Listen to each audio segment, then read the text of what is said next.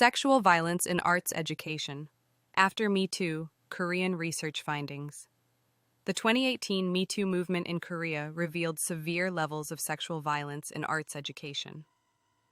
This comprehensive research by the Korean Women's Policy Institute examines the nature of sexual violence in conservatories and art schools, showing how apprenticeship models and hierarchical structures create environments where abuse flourishes. Female students are particularly vulnerable in these environments, despite often being the majority population in arts departments.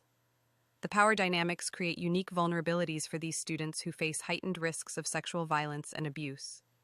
The study found that arts and sports departments have significantly higher rates of sexual violence compared to other university departments. Power dynamics in cultural and arts fields create particularly vulnerable situations. Despite female students being the majority in most arts departments, male professors hold disproportionate power. Artist-mentor relationships transcend normal educational boundaries. Professors serve as industry gatekeepers crucial to students' future careers. Artistic expression is often used to justify inappropriate sexual behavior and acts of violence. Female students experience substantially higher rates of sexual violence and abuse compared to their male counterparts, demonstrating the gendered nature of these violations in arts education. Sexual violence occurs in various settings within arts education: classrooms through inappropriate examples or demonstrations, studios and labs, mandatory dinner and drinking events, and private meetings with professors.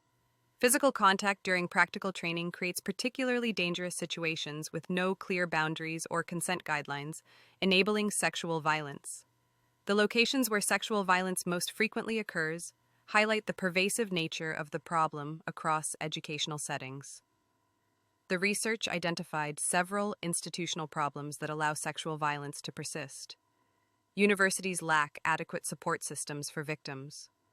Grievance counseling bodies have low organizational status and insufficient resources. Prevention education is inconsistent and ineffective. Disciplinary measures against perpetrators are often lenient or poorly implemented. Victims experience secondary trauma during investigation processes. These structural factors create a system where sexual violence can continue with minimal consequences, allowing perpetrators to act with virtual impunity. The MeToo movement empowered students to speak out through various channels: social media disclosures and anonymous online communities, handwritten posters in university spaces, student council emergency committees, and demands for institutional accountability. Students organized to collect incident reports, demand university action, represent victims in disciplinary processes, and provide support resources. However, they often faced resistance from institutions and faculty.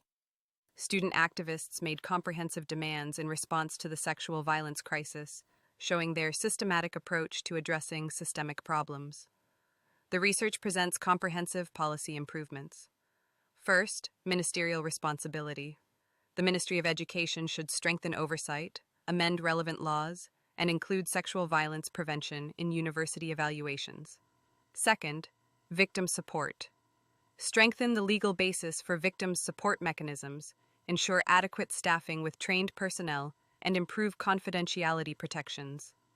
Third, arts education institution-specific policies. Enhance interministerial cooperation, share perpetrator information between institutions, and expand gender-sensitive curricula. Fourth, regulatory improvements. Limit perpetrators' ability to resign to avoid consequences, improve victim notification procedures, and strengthen prevention education effectiveness. Creating safe educational environments in the arts requires addressing the unique power dynamics and cultural factors that enable sexual violence. This research presents both the scale of the problem and a roadmap for institutional and policy changes necessary to protect students from sexual violence and abuse.